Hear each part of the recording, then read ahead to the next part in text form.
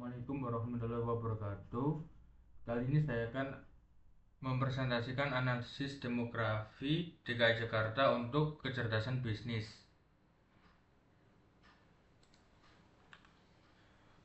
Sebelumnya pengenalan, nama saya Rizky Faranditio dengan NPI 14622000148. Untuk latar belakang, DKI Jakarta sebagai ibu kota negara memiliki dinamika penduduk yang sangat kompleks dan terus berkembang. Pertumbuhan penduduk yang pesat disertai dengan persebaran yang tidak merata antar wilayah administratif menuntut adanya pemahaman mendalam terhadap struktur demografis masyarakatnya. Analisis demografi menjadi alat penting untuk mengidentifikasi pola-pola kependudukan seperti kelompok, wilayah dominan, sebaran jenis kelamin, serta distribusi populasi di setiap wilayah. Dengan memanfaatkan Power BI sebagai alat visualisasi data, analisis ini tidak hanya menjadikan angka, tetapi juga memperjelas hubungan antar variabel demografi secara visual dan interaktif. Hasilnya dapat menjadi dasar pengembalian keputusan yang lebih tepat, berbasis data aktual, serta mendukung arah pembangunan yang inklusif dan berkelanjutan di wilayah DKI Jakarta. Berikut adalah dashboard Power BI yang saya buat. Yang pertama ada visual untuk jumlah penduduk per jenis kelamin, kedua yaitu jumlah penduduk per usia, ketiga jumlah populasi per masyarakat per wilayahnya, dan yang terakhir usia penduduk per kotanya. Untuk analisis pertama, jumlah penduduk per jenis kelamin. Saya di sini menggunakan grafik batang horizontal untuk menunjukkan jumlah penduduk laki-laki dan perempuan di DKI Jakarta. Untuk hasilnya seimbang, masing-masing sekitar 16 juta jiwa. Untuk manfaat yang bisa diambil menurut saya untuk membantu menyusun program yang inklusif secara gender dan terus berguna dalam perencanaan tenaga kerja, pendidikan, dan layanan sosial yang adil.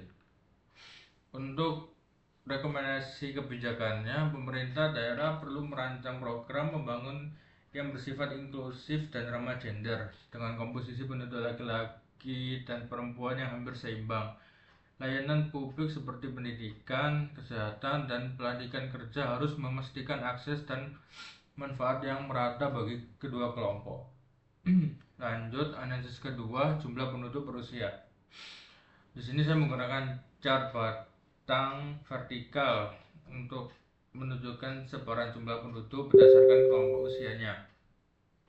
Di sini untuk kelompok usia 30 sampai 34 tahun menjadi yang paling dominan, disusul 25 sampai 29 dan 35 sampai 39. Manfaat yang bisa diambil dari visual ini untuk merancang kebijakan ketenaga kerjaan, pelatihan, dan pembangunan sumber daya manusia, dan juga antisipasi kebutuhan jangka panjang seperti jaminan sosial dan perawatan lansia.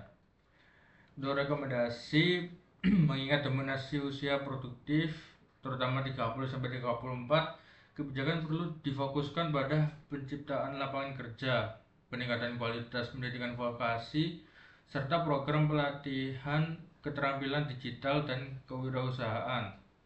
Berikut hal itu penting untuk mengoptimalkan potensi bonus demografi Jakarta dalam jangka menengah. Yang ketiga, jumlah populasi per wilayah. Di sini saya menggunakan grafik batang horizontal ke samping untuk memperlihatkan distribusi jumlah penduduk di setiap wilayah administratif DKI Jakarta. Jakarta Timur memiliki jumlah penduduk tertinggi, sedangkan yang paling rendah yaitu untuk Kepulauan Seribu. Manfaat yang bisa diambil bisa menjadi dasar perencanaan infrastruktur, fasilitas umum, dan pemetaan zonasi. Berikutnya dan juga bisa menjadi alat bantu dalam mengatasi ketimpangan antar wilayah. Wilayah dengan jumlah penduduk tinggi seperti Jakarta Timur dan Jakarta Barat perlu menjadi prioritas dalam menyediakan infrastruktur, perumahan, dan transportasi massal. Sementara itu, wilayah yang populasinya rendah seperti Kepulauan Seribu bisa dijadikan maksud saya kebijakan afirmatif berupa subsidi layanan, pembangunan fasilitas dasar dan promosi ekonomi lokal seperti salah satunya pariwisata. Dan yang terakhir analisis keempat usia penduduk perkotanya. Di sini saya menggunakan grafik batang untuk yang bisa dibuat perbandingan proporsi kelompok usia di tiap kota. Tampak bahwa hampir semua kota didominasi kelompok usia produktif dengan sedikit variasi di kelompok lansia dan anak-anak. Untuk manfaatnya membantu menetapkan prioritas layanan seperti sekolah, lapangan kerja, dan fasilitas kesehatan. Kemudian juga bisa digunakan untuk perencanaan pembangunan dan yang berbasis demografi wilayah. Untuk kebijakannya, distribusi usia yang berbeda di setiap wilayah menunjukkan perlunya pendekatan layanan yang disesuaikan. Wilayah dengan proporsi lansia lebih tinggi memerlukan pemuat layanan kesehatan dan jaminan sosial. Sedangkan wilayah yang dominasinya usia muda harus difokuskan pada peningkatan fasilitas pendidikan seperti kerja dan aktivitas kepemudaan. Sekian dari saya, terima kasih. Mohon maaf atas kesalahan dan kekurangan selama presentasi berlangsung. Assalamualaikum warahmatullahi wabarakatuh.